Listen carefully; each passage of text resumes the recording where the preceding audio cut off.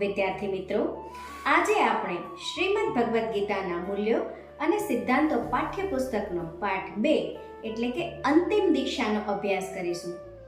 આ પાઠમાં તમારા જેવા જ એક બાળક ઉપમન્યુની વાત છે. પહેલાના સમયમાં અભ્યાસ કરવા માટે ગુરુકુળ હતા. બાળકોને અભ્યાસ કરવા માટે ગુરુકુળમાં જવું પડતું. ત્યાં ઋષિઓ બાળકોને વિદ્યા આપતા તથા સાથે સાથે જીવન જીવવા માટે જરૂરી કૌશલ્યો અને રોજિંદા કામો પણ શીખવતા. તો આવા જ ધૌમ્ય ઋષિના સુંદર આશ્રમમાં ઘણા બધા બાળકો ભણતા હતા. તેઓનો એક વિદ્યાર્થી એટલે ઉપમન્યુ. એક દિવસની વાત છે. સવાર પડી, આશ્રમમાં બધા જાગી ગયા અને પોતાના કામમાં લાગી ગયા. ધૌમ્ય મુનિની નજર ઉપમન્યુ પર પડી. તેમણે ઉપમન્યુને કહ્યું, બેટા, આજે ગાયો ચરાવવા માટે વનમાં તારે જવાનું છે, એટલે મોડું ન કરતો ઝડપથી તૈયાર થઈ જજે અને ગાયો ચરાવવા માટે જજે. ઉપમન્યુએ કહ્યું, ભલે ગુરુજી. અને પછી ઉપમન્યુને વિચાર આવ્યો કે હું જંગલમાં શું ખાઈશ. ઉપમન્યુ તો જલ્દી નાહીને ભિક્ષા માંગવા માટે ગયો. ભિક્ષા લઈ આવ્યો, જમી લીધું અને પછી ગાયો લઈને જંગલમાં ઉપડ્યો. ઉપમન્યુ ગાયો ચરાવીને સાંજે પાછો આવ્યો અને ગુરુજી સામે હાથ જોડીને ઊભો રહ્યો. ગુરુજીએ પૂછ્યું, બેટા, ખાવાનું શું કર્યું? કંઈ ખાધું કે નહીં? ઉપમન્યુએ કીધું, હા ગુરુજી, હું તો સવારે જ ભિક્ષા માંગી આવી, જમી અને પછી જ ગયો હતો. ગુરુજી ઉપમન્યુને કહે છે, બેટા, ગુરુને જણાવ્યા વગર ભિક્ષા લાવવી અને તે ખાવી તો તે અપવિત્ર અન્ન ગણાય. તે ખવાય નહીં. કાલે સવારે પણ તારે જ જવાનું છે. ગુરુજીની માફી માંગી ઉપમન્યુ જતો રહ્યો. બીજે દિવસે સવારે ઉપમન્યુ ભિક્ષા લાવ્યો અને ગુરુના ચરણોમાં મૂકી દીધી. ગુરુજીએ બધી જ ભિક્ષા પોતાની પાસે રાખી લીધી અને ઉપમન્યુને કહ્યું કે હવે તું જા. ઉપમન્યુ તો બીજી વખત ગામમાંથી ભિક્ષા લઈ આવ્યો, નિરાંતે જમી અને ઉપડ્યો. વળી ગાયો ચરાવીને સાંજે પાછો આવ્યો અને ગુરુજીએ પૂછ્યું, આજે ખાવાનું શું કર્યું બેટા? ઉપમન્યુએ કહ્યું, ગુરુજી, તમને ભિક્ષા આપી અને હું તો ફરીથી ગામમાં ગયો, બીજી ભિક્ષા લાવી, ખાઈ અને પછી વનમાં ગયો. ગુરુજીએ કહ્યું, બેટા, શિષ્યથી દિવસમાં એક જ વાર ભિક્ષા મંગાય, બીજી વખત નહીં. કાલે પણ તારે જ ગાયો ચરાવવા જવાનું છે. ત્રીજા દિવસે ફરીથી ઉપમન્યુ ગાયો ચરાવવા માટે જતા પહેલા ભિક્ષા લઈ આવ્યો અને ગુરુજી પાસે મૂકી દીધી, પરંતુ આજે કંઈ પણ ખાધા વગર જંગલમાં જતો રહ્યો. વૃક્ષના છાયામાં ગાયો ચરતી હતી. ઉપમન્યુ તો વૃક્ષ ઉપર ચડીને ઘડીક સૂવે, ઘડીક ગીત ગાય, ઘડીક પક્ષીઓ સાથે વાત કરે, ઘડીક વાંસળી વગાડે, પણ વારે વારે તેને તેની ભૂખ યાદ આવે. એમ કરતા કરતા સાંજ પડવા આવી અને ઉપમન્યુને વિચાર આવ્યો, આમ ભૂખ્યા રહેવાથી શું લાભ? આટલી બધી ગાયો ચરે છે, એકાદી ગાયનું દૂધ પી લઉં તો એમાં કઈ ગુરુજીની આજ્ઞાનો ભંગ ન થાય. એમ વિચારી નીચે ઉતરી ગાયનું દૂધ પીધું અને સાંજે આશ્રમ પાછો ફર્યો. ગુરુજીએ આવતા વેંત જ પૂછ્યું, બેટા, આજે શું જમ્યો? ઉપમન્યુએ કીધું, ગાયનું દૂધ પીધું ગુરુજી. ગુરુજીએ કહ્યું, એ દૂધ વાછરડા માટે અને યજ્ઞ માટે હોય છે, આપણાથી ન પીવાય. કાલે પણ ફરીથી તું જ જજે. ઉપમન્યુને થયું, ગુરુજી મારી પરીક્ષા કરવા ઈચ્છે છે. આજે તો કંઈ જ ખાવું નથી. એક દિવસ ન ખાઈએ તો શું ફેર પડે?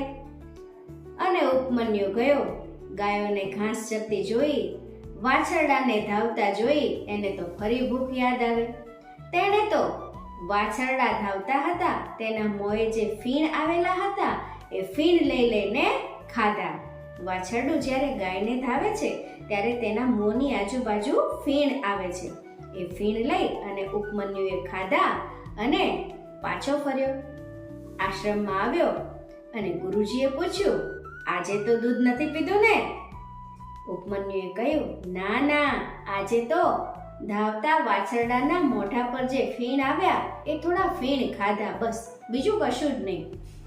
ગુરુજીએ કહ્યું, અરે બેટા, સત્વ તો એમાં જ હોય છે, એ પણ આપણાથી ખવાય નહીં. અને આવી રીતે ગુરુજીએ તેને સમજાવ્યો અને કહી દીધું કે કાલે પણ તારે જ જવાનું છે. ઉપમન્યુ તો બીજે દિવસે ફરી વનમાં ગયો. આખો દિવસ ભૂખ્યો રહ્યો. સાંજ પડી, કશું ખાધું નહીં અને ગાયો લઈને પાછો ફરતા વિચાર આવ્યો કે આજે મેં ભૂખ ઉપર વિજય મેળવ્યો. પણ પાછા ફરતા ફરતા એને આંકડાનો છોડ જોયો અને એનાથી ન રહેવાયું. એને થયું, આવા સરસ મોટા અને લીલાછમ પાન ખાઈ અને મારી ભૂખ દૂર કરું. એને ખબર નહોતી કે આંકડો એ ઝેરી છોડ હોય છે. તેણે તો પાન ખાધા અને થોડી જ વારમાં તેની આંખ સામે અંધારું છવાઈ ગયું. એને દેખાતું બંધ થઈ ગયું. પણ ગાયો ચાલતી હતી એના અવાજની પાછળ પાછળ તે ચાલવા લાગ્યો અને ભટકતો ભટકતો એક મોટા ભાડિયા કૂવામાં જઈને પડ્યો. સાંજ પડી ગઈ, અંધારું થવા આવ્યું, પણ ઉપમન્યુ પાછો ન આવ્યો. એટલે ગુરુજીને ચિંતા થઈ અને થોડા શિષ્યોને લઈ તેઓ, ઉપમન્યુ તું ક્યાં છે બેટા? ઉપમન્યુ ક્યાં છે? એમ બૂમો પાડતા પાડતા શોધવા નીકળ્યા. શોધતા શોધતા એક જગ્યાએથી અવાજ આવ્યો, ગુરુજી, હું અહીંયા છું, આ કૂવામાં પડી ગયો છું. અરે રે, ગુરુજીને ખૂબ ચિંતા થઈ. તેમણે કહ્યું, અરે બેટા, તું અહીં કૂવામાં કઈ રીતે પડી ગયો? ઉપમન્યુએ કહ્યું, ગુરુજી, હું મારી ભૂખ પર કાબુ રાખી શક્યો નહીં અને મેં એક વનસ્પતિના પાન ખાધા અને થોડી જ વારમાં મારી આંખ સામે અંધારું છવાઈ ગયું. મને દેખાતું બંધ થઈ ગયું અને હું આ કૂવામાં પડી ગયો. ગુરુજીએ કહ્યું, બેટા, મૂંઝાઈશ નહીં.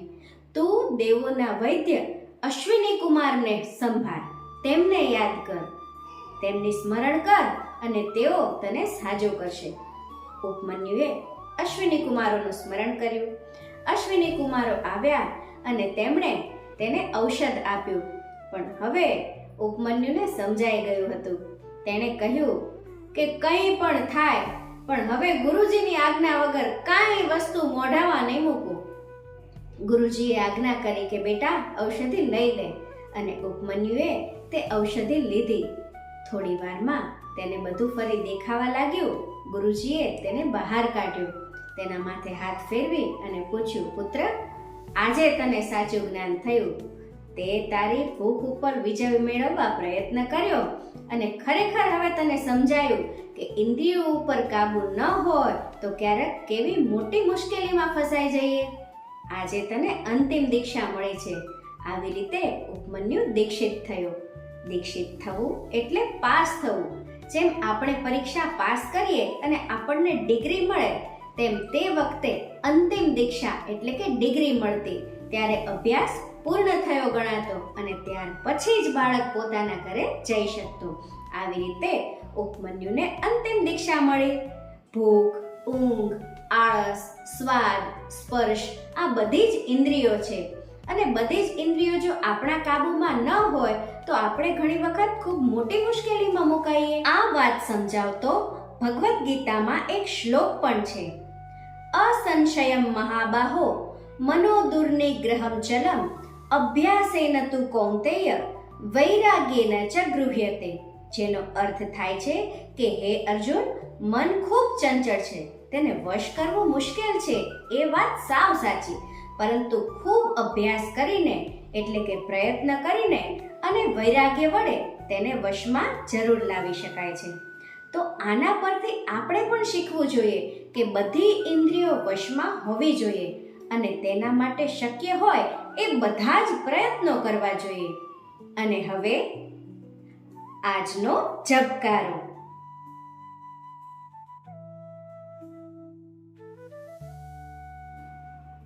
મિત્રો, આજે આપણે ધૌમ્ય ઋષિની વાત કરી. ધૌમ્ય ઋષિની જેમ આપણી ભારતીય સંસ્કૃતિમાં ઘણા બધા મહાન ઋષિઓની વાત છે, જેવા કે ઋષિ વિશ્વામિત્ર, ઋષિ ભારદ્વાજ, ઋષિ ગૌતમ, ઋષિ દુર્વાસા, અસુરોના ગુરુ શુક્રાચાર્યજી, દેવગુરુ બૃહસ્પતિજી. તો આવા બધા અનેક ઋષિઓ થઈ ગયા. વળી આપણે સપ્તર્ષિ તારાજૂથ પણ જોઈએ છીએ. તેને આકાશમાં આપણે જોઈએ ત્યારે પાણી લેવા માટેનો ડોયો અથવા તો ટપાલીના ટ જેવો આકાર દેખાય છે. પણ શું તમે એ જાણો છો કે એ સપ્ત ઋષિઓ સાથે કયા સપ્ત ઋષિના નામ સંકળાયેલા છે?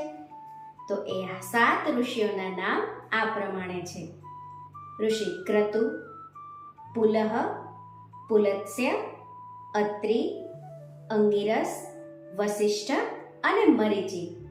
આમાં વસિષ્ઠ ઋષિના 6થા તારાની બાજુમાં ખૂબ જ ઝીણો એવો એક તારો દેખાય છે. તે તારો માતા અરુંધતીના તારા તરીકે ઓળખાય છે.